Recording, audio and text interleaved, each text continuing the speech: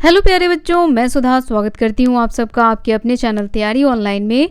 बच्चों, आज के इस वीडियो में हम क्लास 10th के सिविक्स का चैप्टर सत्ता की साझेदारी का बहुवैकल्पिक प्रश्न देखेंगे। ये वीडियो आपके आने वाले एग्जाम के पॉइंट ऑफ व्यू से बनाया जा रहा है, तो आप कोशिश करें कि वीडियो को अंत तक देखें। वीडियो में बताया जाने वाला सभी क्वेश्चन इंपॉर्टेंट है, आप बीच में स्किप न करें बल्कि वीडियो को पूरा देखें।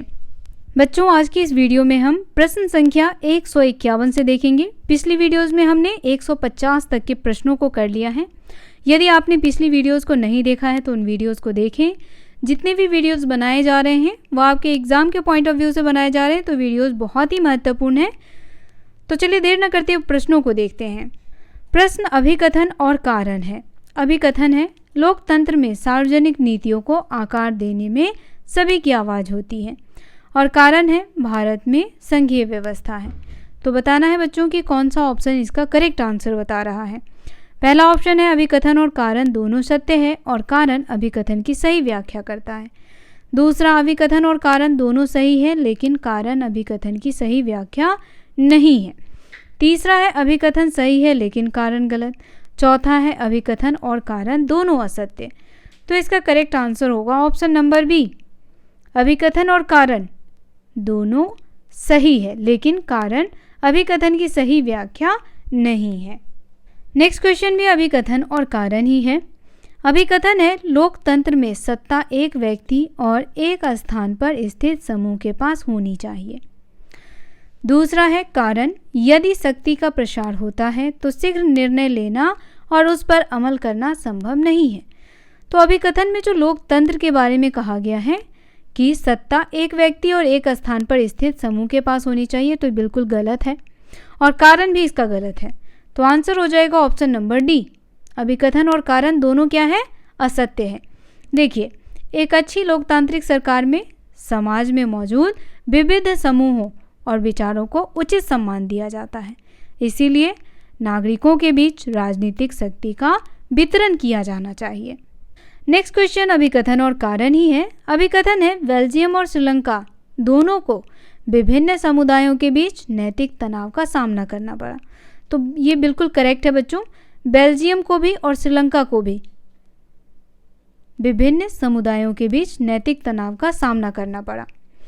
कारण इसका कहा जा रहा है कि दोनों देशों ने सत्ता के बंटवारे की व्यवस्था से संघर्ष का समाधान किया जिसमें सभी समुदायों को समान प्रतिनिधित्व दिया गया। तो कारण जो बताया गया है वह गलत है। तो इसमें आंसर हो जाएगा आपका ऑप्शन नंबर सी, अभिकथन सही है लेकिन कारण गलत है। नेक्स्ट क्वेश्चन है, अभिकथन है, श्रीलंकाई तमिलों में अलगाव की भावना थी। तो यह तो बिल्कुल करेक्ट है बच्चों, अलगाव की भावना थी और वह किस वजह से थी ये हम सब जानते हैं, क्योंकि वहाँ सिंहली भाषी जो 74% थे उन्हें सभी चीज़ों में अधिकार दिया गया था लेकिन श्रीलंकाई तमिलों को नहीं दिया गया था। तो इसीलिए श्रीलंकाई तमिलों में अलगाव की भावना थी। अब इसका कारण दिया गया है कि श्रीलंकाई सरकार ने उन्हें समान राजनीतिक अधिकारों से वंचित कर दिया और नौकरी पर अन्य अवसर प्राप्त करने में उनके साथ भेदभाव किया। तो कारण भी सही है। आंसर होगा ऑप्शन नंबर ए, अभिकथन और कारण दोनों सत्य हैं और कारण अभिकथन की सही व्याख्या कर रहा है। नेक्स्ट क्वेश्चन है, अभिकथन है, बेल्जियम में सामुदायिक सरकार एक भाषा समुदाय द्वारा चुनी जाती है। कारण है, सामुदायिक सरकार में विभिन्न भाषाई समूहों के बीच संघर्ष को हल करने में मदद की जाती है। तो देखिए, अभिकथन जो कहा गया है कि बेल्जियम में सामुदायिक सरकार एक भाषा समुदाय द्वारा चुनी जाती है, तो यह बिल्कुल सही है। बेल्जियम में कितने भाषा बोले जाते हैं बच्चों? 3। कौन कौन से? डच, फ्रेंच और जर्मन, याद रखेंगे। और इसका कारण जो दिया गया है कि सामुदायिक सरकार ने विभिन्न भाषाई समूहों के बीच संघर्ष को हल करने में मदद की है, तो कारण भी क्या है, करेक्ट है। आंसर हो जाएगा ऑप्शन नंबर ए, अभिकथन और कारण दोनों सत्य हैं और कारण अभिकथन की सही व्याख्या करता है। अभी नेक्स्ट क्वेश्चन में अभिकथन कहा जा रहा है कि सिंहली को श्रीलंका की एकमात्र आधिकारिक भाषा के रूप में मान्यता दी गई थी और कारण कहा जा रहा है कि श्रीलंका की सरकार सिंहली समुदाय की सर्वोच्चता स्थापित करना चाहती थी। तो अब ये बताना है कि क्या यह अभिकथन और कारण दोनों सत्य हैं। तो यहाँ देखिए, सिंहली को श्रीलंका की एकमात्र आधिकारिक भाषा के रूप में मान्यता दी गई थी। तो यह बिल्कुल सही है। श्रीलंका की सरकार ने 1956 में, कब? 1956 में सिंहली को श्रीलंका की एकमात्र आधिकारिक भाषा के रूप में मान्यता दी थी और उन्होंने विश्वविद्यालयों में पदों और सरकारी नौकरियों में सिंहली आवेदकों के पक्ष में नीतियां तैयार की थी। तो बिल्कुल करेक्ट है। और दूसरा जो कारण कहा जा रहा है कि श्रीलंका की सरकार सिंहली समुदाय के सर्वोच्च स्थापित करना चाहती थी, तो ये भी सही है। तो आंसर हो जाएगा इसका ऑप्शन नंबर ए। अभिकथन और कारण दोनों सत्य हैं। कारण अभिकथन की सही व्याख्या कर रहा है। नेक्स्ट क्वेश्चन है, अभिकथन है पावर शेयरिंग अच्छा है, कारण है यह नैतिक तनाव की ओर ले जाता है। तो क्या यह सही है? कौन सा आंसर होगा इसका? ऑप्शन नंबर ए होगा, अभिकथन और कारण दोनों सत्य हैं और कारण अभिकथन की सही व्याख्या कर रहा है। या दूसरा, अभिकथन और कारण दोनों सही है लेकिन कारण अभिकथन की सही व्याख्या नहीं कर रहा। या तीसरा, अभिकथन सही है लेकिन कारण गलत। चौथा, अभिकथन और कारण दोनों असत्य हैं। तो क्या होना चाहिए बच्चों इसका करेक्ट आंसर? फटाफट कमेंट करके बताएं। इसका करेक्ट आंसर होगा ऑप्शन नंबर सी। अभिकथन सही है लेकिन इसका जो कारण दिया गया है कि यह नैतिक तनाव की ओर ले जाता है, यह गलत है। अब देखिए, सत्ता का जो बंटवारा है वह अच्छा है। क्यों अच्छा है भाई? क्योंकि यह विभिन्न सामाजिक समूहों के बीच संघर्ष की संभावना को कम करता है और राजनीतिक व्यवस्था को क्या करता है? स्थिर बनाए रखता है। नेक्स्ट क्वेश्चन, अभिकथन दिया गया है बेल्जियम अपनी विविधताओं को समायोजित करने में सफल रहा और इसका कारण दिया गया है इसमें फ्रेंच और डच भाषी दोनों समुदायों के हितों का ध्यान रखा गया है। तो इसका आंसर हो जाएगा ऑप्शन नंबर ए। अब देखिए, बेल्जियम अपनी विविधताओं को समायोजित करने में सफल रहा, तो यह बिल्कुल करेक्ट कहा गया है। बेल्जियम में रहने वाले लोगों के लिए बेल्जियम मॉडल बहुत जटिल है और इस व्यवस्था में अब तक बहुत ही अच्छा काम किया गया है। उन्होंने दो प्रमुख समुदायों और भाषा आधार पर देश के संभावित विभाजन के बीच नागरिक संघर्ष से बचने में मदद की, अपनी विविधताओं को समायोजित करने में कामयाब रहे। इसने फ्रेंच और डच भाषी दोनों समुदायों के हितों का ध्यान रखा। तो आंसर क्या होगा? Option number A. Next question है, अभिकथन है सामाजिक संघर्ष अक्सर हिंसा और राजनीतिक अस्थिरता की ओर ले जाता है। कारण दिया गया है यह सामाजिक समूहों के बीच असामंजस्य लाता है और समाज की शांति को नष्ट करता है। तो क्या हो जाएगा इसका करेक्ट आंसर बच्चों? आंसर होगा ऑप्शन नंबर ए। अब यहाँ जो कहा जा रहा है कि सामाजिक संघर्ष अक्सर हिंसा और राजनीतिक अस्थिरता लाता है, तो बिल्कुल करेक्ट कहा गया है। और इसका कारण जो दिया गया है कि यह सामाजिक समूहों के बीच असामंजस्य लाता है और समाज की शांति को नष्ट करता है। तो कारण भी अभिकथन की सही व्याख्या कर रहा है, इसलिए आंसर हो जाएगा option number A. Next question है, देश की पहचान करें। बताना है बच्चों कि यह किस देश के बारे में कहा जा रहा है। यूरोप का एक छोटा सा देश है। दूसरा है फ्रांस, नीदरलैंड, जर्मनी और लग्जमबर्ग के साथ सीमा साझा करता है। तीसरा, सरकार ने डच और फ्रेंच भाषी आबादी के बीच शक्तियों को समान रूप से विभाजित किया। चौथा है, राजनीतिक दलों में भी सत्ता का बंटवारा देखने को मिलता है। तो यह किस देश के बारे में कहा जा रहा है? चार ऑप्शन आपके सामने हैं, जर्मनी, बेल्जियम, श्रीलंका और भारत। तो बच्चों इसका आंसर आप हमें कमेंट करके बताएं कि क्या होना चाहिए।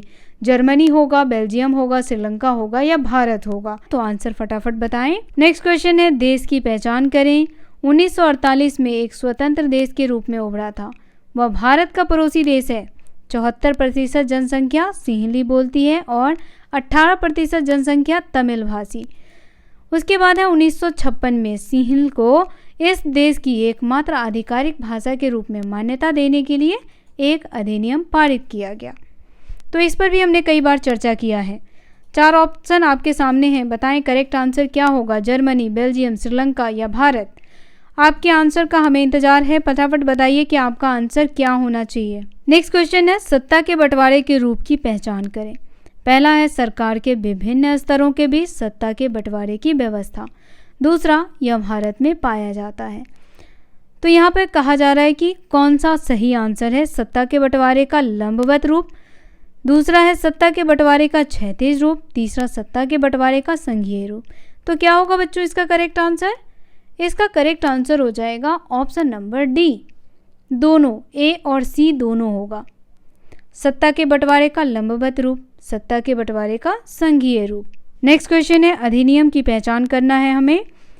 1956 में पारित किया गया था। सिंहली की सरकार द्वारा पारित हुई थी। यह सिंहली को देश की राजभाषा बनाने के लिए था और इस अधिनियम में सिंहली को एकमात्र आधिकारिक भाषा बना दिया। पहला ऑप्शन है 1965 का राजभाषा अधिनियम संख्या 39, दूसरा 1956 का राजभाषा अधिनियम संख्या 33, चौथा 1956 का राजभाषा अधिनियम संख्या 39 और चौथा आपके पास है 1965 का राजभाषा अधिनियम संख्या 33। तो इसका आंसर है ऑप्शन नंबर बी, 1956 का राजभाषा अधिनियम संख्या 33। नेक्स्ट क्वेश्चन है, श्रीलंका के निम्नलिखित जातीय समुदायों को संख्या के आधार पर अवरोही क्रम में व्यवस्थित करिए। पहला है भारतीय तमिल, दूसरा सिंहली, तीसरा ईसाई और चौथा है श्रीलंकाई तमिल। तो हमें यहाँ पे किस क्रम में व्यवस्थित करना है? अवरोही क्रम, यानी सबसे बड़ा पहले होगा, उसके बाद छोटा, उसके बाद छोटा। तो यहाँ देखिए, श्रीलंका में सबसे अधिक बोली जाती है सिंहली भाषा 74%, उसके बाद तमिल, भारतीय तमिल बोली जाती है 18%, श्रीलंकाई तमिल 13% और 7% ईसाई। तो क्या हो जाएगा इसका करेक्ट आंसर? देखिए, पहला होगा 2 सिंहली, उसके बाद दूसरा होगा भारतीय तमिल, तीसरा होगा श्रीलंकाई तमिल और चौथा होगा ईसाई। तो इस क्रम में हमारा आंसर होगा, आंसर हो जाएगा बच्चों option number C. Next question है, निम्नलिखित तालिका को सही जानकारी के साथ पूरा करें। देश का नाम दिया हुआ है बेल्जियम, नीति अपनाई है पावर शेयरिंग, शक्तियाँ देने की। तो यहाँ पे बताना है कि कौन सी शक्तियाँ दी गई। दूसरा देश है श्रीलंका और यहाँ पे बताना है कौन सी नीति अपनाई गई। शक्तियाँ हैं अकेले बहुमत, सिंहली समुदाय। इसका करेक्ट आंसर क्या होगा ये हमें बताना है। ऑप्शन नंबर ए में है ए बहुसंख्यकवाद, बी सभी समुदायों के अस्तित्व को मान्यता, दूसरा है ए अल्पसंख्यकवाद और सभी समुदायों के बीच प्रमुख माना, तीसरा है बहुसंख्यकवाद और सभी समुदायों को प्रमुख माना, चौथा है अल्पसंख्यकवाद, डचों को प्रमुख माना। तो क्या होगा बच्चों इसका correct answer? Option number A. अब देखिए, बेल्जियम पावर शेयरिंग बहुसंख्यकवाद, तो बी में क्या आएगा बच्चों? सभी समुदायों के अस्तित्व, यहाँ पे आप लिखेंगे सभी समुदायों के अस्तित्व, और ए में आएगा बहुसंख्यकवाद। ठीक है, श्रीलंका में बहुसंख्यकवाद की नीति को अपनाई गई थी। नेक्स्ट क्वेश्चन है, निम्नलिखित तालिका को सही जानकारी के साथ पूरा करें। सरकार द्वारा पारित वर्ष में अधिनियम पारित के बारे में था। अब देखिए, सिंहली पारित वर्ष कब इसे पारित किया गया? श्रीलंका सरकार। अब यहाँ पे बी है के बारे में। तो यहाँ देखिए, ऑप्शन नंबर ए कह रहा है कि 1948 या तमिल को देश की आधिकारिक भाषा बनाने के लिए। दूसरा है 1956 या सिंहली देश को आधिकारिक भाषा बनाने के लिए। तीसरा है 1956 या तमिल देश को आधिकारिक भाषा बनाने के लिए, और चौथा 1948 है या सिंहली देश की आधिकारिक भाषा बनाने के लिए। तो इसका आंसर होगा ऑप्शन नंबर बी। कब यह अधिनियम पारित किया गया था बच्चों? 1956 में। और बी में भराएगा यह सिंहली को देश की आधिकारिक भाषा बनाने के लिए था। नेक्स्ट क्वेश्चन देखिए, नेक्स्ट क्वेश्चन में एक इमेज दिया गया है। कहा जा रहा है कि कौन सा विकल्प इस कार्टून को सबसे अच्छा दर्शाता है। 4 विकल्प दिए गए हैं बच्चों, चारों विकल्पों को देखते हैं। पहला है बढ़ती इंजन इंजीनियरिंग दिखा रहा है। दूसरा, जर्मनी की महागठबंधन सरकार चलाने की समस्या जिसमें देश के 2 प्रमुख दल शामिल हैं। तीसरा, देश के दोनों दल ऐतिहासिक रूप से एक दूसरे के भागीदार हैं। और चौथा है जर्मन सरकार कितनी आसानी से चल रही है। तो इसका करेक्ट आंसर हो जाएगा बच्चों ऑप्शन नंबर बी, जर्मनी की महागठबंधन सरकार चलाने की समस्याएं जिसमें देश के 2 प्रमुख दल शामिल हैं। नेक्स्ट क्वेश्चन में भी आपको एक कार्टून दिया गया है, आप इस कार्टून को देखिए और यहाँ पर कुछ ऑप्शंस दिए गए हैं, बताना है कि कौन सा करेक्ट आंसर होगा। पहला है शक्तियों का संकेंद्री, पहला ऑप्शन है शक्तियों का संकेंद्रण जो अपने देश के लोकतांत्रिक शासन को नियंत्रित कर रहे हैं। दूसरा है 2 देशों के प्रमुख नेता कहीं जा रहे हैं। तीसरा, लोकतंत्र को अधिक शक्तियां दी चौथा, पुतिन बुश को घोड़े को कसकर नियंत्रित करने की सलाह दे रहे हैं। तो इसका करेक्ट आंसर हो जाएगा बच्चों ऑप्शन नंबर ए, शक्तियों का संकेंद्रण जो अपने देश के लोकतांत्रिक शासन को नियंत्रित कर रहे हैं। नेक्स्ट क्वेश्चन है, निम्नलिखित में से कौन सा विकल्प इस चित्र को सर्वोत्तम रूप से दर्शाता है? पहला ऑप्शन है, स्थान के नाम और निर्देश दो भाषाएं फ्रेंच और डच में लिखे गए हैं। दूसरा है, बेल्जियम का संविधान निर्धारित करता है कि केंद्र सरकार में डच और फ्रेंच भाषी मंत्रियों की संख्या बराबर होगी। तीसरा है, कोई भी समुदाय एक तरफा निर्णय नहीं ले सकता। और चौथा, उपयुक्त सभी। तो क्या होगा इसका करेक्ट आंसर बच्चों? इसमें उपयुक्त सभी इसका करेक्ट आंसर है। Option number D is a correct answer. Next question है, सरकार के विभिन्न अंगों के बीच सत्ता के बंटवारे को कहा जाता है? पहला ऑप्शन है, सत्ता का क्षैतिज वितरण। दूसरा, सत्ता का लंबवत वितरण। तीसरा है केंद्र सरकार और चौथा सामुदायिक सरकार। तो बच्चों इसका करेक्ट आंसर होगा ऑप्शन नंबर ए, सत्ता के विभिन्न अंगों के बीच सत्ता के बंटवारे को कहा जाता है सत्ता का क्षैतिज वितरण। नेक्स्ट क्वेश्चन है, सरकार के विभिन्न अंगों के बीच सत्ता का बंटवारा होता है, किनके बीच होता है यह बताना है। पहला ऑप्शन है, विधायिका, कार्यपालिका और संसद। दूसरा, विधायिका, कार्यपालिका और न्यायपालिका। तीसरा है, विधायिका, उच्च न्यायालय और न्यायपालिका। और चौथा, सभी।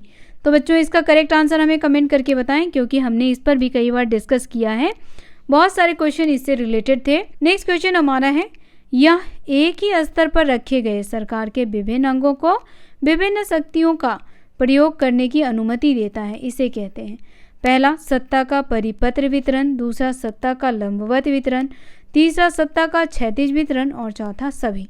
तो क्या होगा इसका correct answer? Option number C, यह कहलाता है सत्ता का क्षैतिज वितरण। नेक्स्ट क्वेश्चन हमारा है बच्चों, न्यायाधीशों को कार्यपालिका द्वारा नियुक्त किया जाता है। वे कार्यपालिका के कामकाज या विधायिकाओं द्वारा बनाए गए कानूनों को जांच कर सकते हैं। इस व्यवस्था के रूप में जाना जाता है। किस व्यवस्था के रूप में? तो पहला है सत्ता का क्षैतिज वितरण। दूसरा, सत्ता का लंबवत वितरण। तीसरा, नियंत्रण और संतुलन। और चौथा है दोनों। तो इसका क्या आंसर होना चाहिए? आंसर होगा ऑप्शन नंबर डी, ए और सी दोनों, सत्ता का क्षैतिज वितरण और नियंत्रण और संतुलन। नेक्स्ट क्वेश्चन है, सत्ता का क्षैतिज वितरण सुनिश्चित करता है कि कोई भी अंग डैश शक्ति का प्रयोग नहीं कर सकता। किसका नहीं कर सकता है? पहला, असीमित। दूसरा, सीमित। तीसरा, असीमित कर्तव्य। और चौथा है सीमित कर्तव्य। तो इसका करेक्ट आंसर होगा ऑप्शन नंबर ए, असीमित। नेक्स्ट क्वेश्चन है, एक लोकतंत्र में डैश संसद या राज्य विधानसभाओं के लिए जिम्मेदार होते हैं? पहला, मंत्री और सरकारी अधिकारी। दूसरा, न्यायाधीश। तीसरा, दोनों। और चौथा, इनमें से कोई नहीं। तो आंसर होगा ऑप्शन नंबर ए, एक लोकतंत्र में मंत्री और सरकारी अधिकारी संसद या राज्य विधानसभाओं के लिए जिम्मेदार होते हैं। नेक्स्ट क्वेश्चन है, सत्ता के बंटवारे का अर्थ बताना है। पहला ऑप्शन है, राजनीतिक व्यवस्था की प्रणाली जिसमें सरकार के मंत्रियों के बीच सत्ता साझा की जाती है।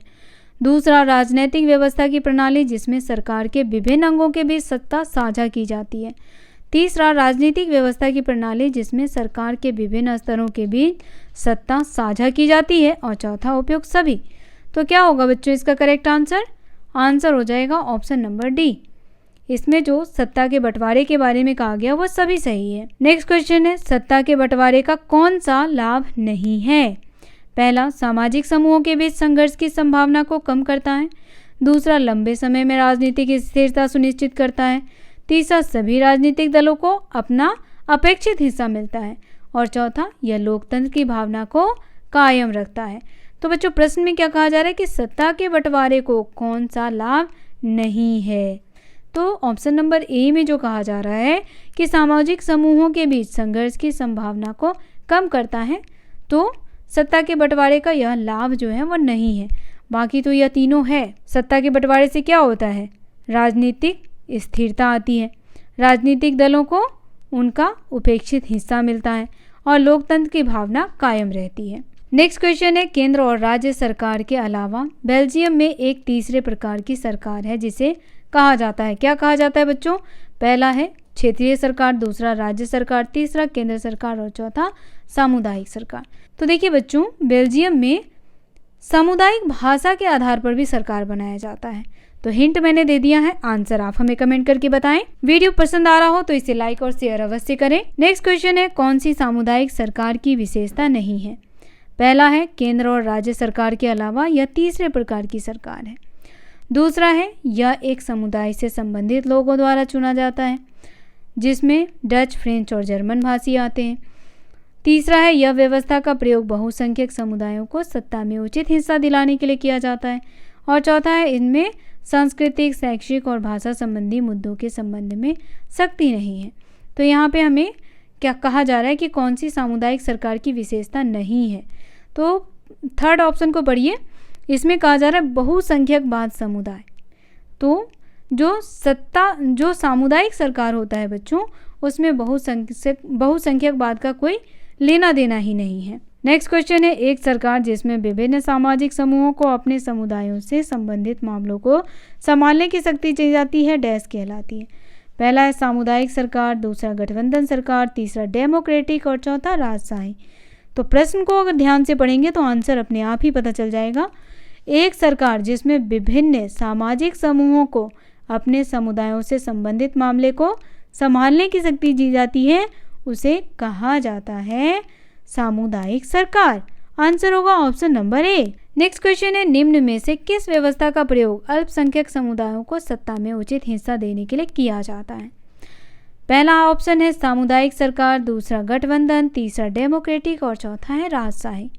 तो बच्चों इसमें भी सामुदायिक सरकार, तो बच्चों इसमें भी अल्पसंख्यक समुदायों को सत्ता में उचित हिस्सा देने के लिए सामुदायिक सरकार का गठन किया जाता है।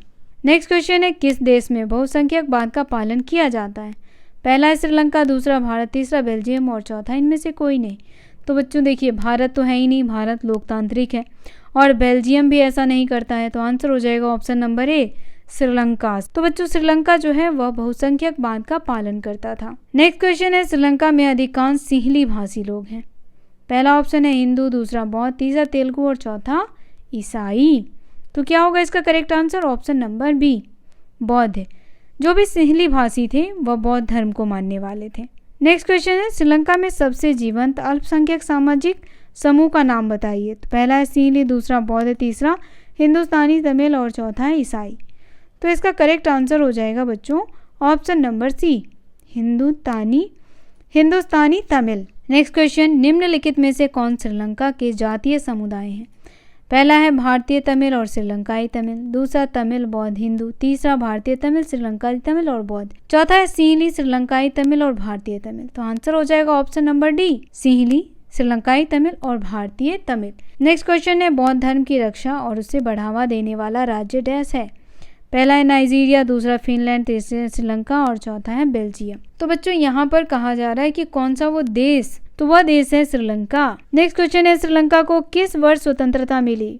पहला ऑप्शन 1945, दूसरा 47, तीसरा 48 और चौथा 49। तो कब मिली थी बच्चों श्रीलंका को स्वतंत्रता? 1948 में। आंसर हो जाएगा option number C. Next question आपका है, किसने महसूस किया कि बौद्ध सिंहली नेताओं के नेतृत्व में कोई भी प्रमुख राजनीतिक दल उनकी भाषा और संस्कृति के प्रति संवेदनशील नहीं था? पहला है सिंहली, दूसरा बौद्ध, तीसरा तमिल और चौथा इनमें से कोई नहीं। तो आंसर होगा बच्चों option number C, Tamil. Next question है, क्या हुआ जब तमिलों की अधिक स्वायत्तता की मांग को सरकार ने बार बार नकारा? तो देखिए बच्चों, जब तमिलों की स्वायत्तता के मांग को सरकार ने बार बार नकारा तो इससे क्या हुआ?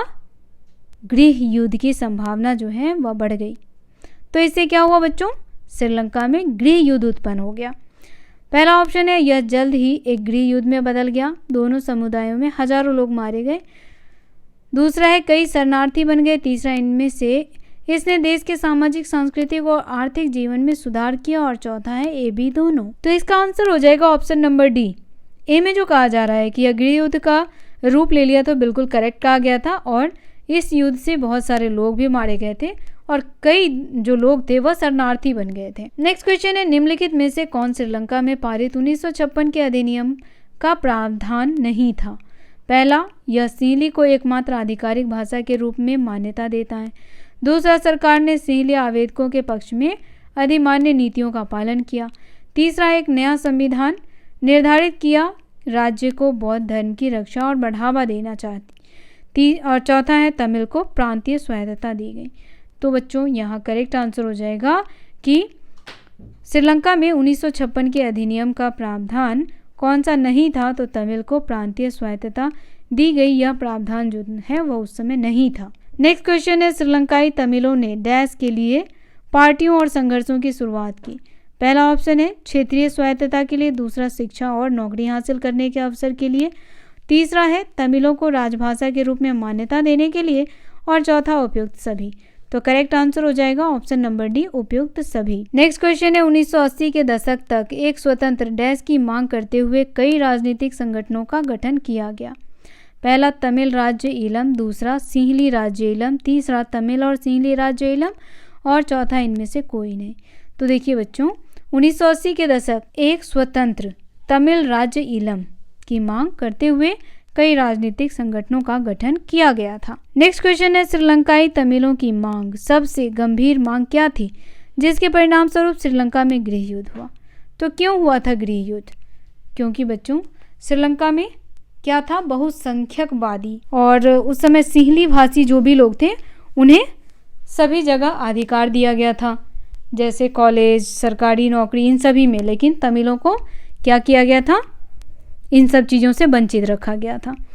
तो पहला ऑप्शन आपका है कि तमिलों के लिए नौकरियों का आरक्षण, दूसरा एक आधिकारिक भाषा के रूप में तमिलों की मान्यता, तीसरा एक स्वतंत्र तमिल ईलम का निर्माण, और चौथा है तमिलों को स्वायत्तता के साथ एक संघ निर्माण।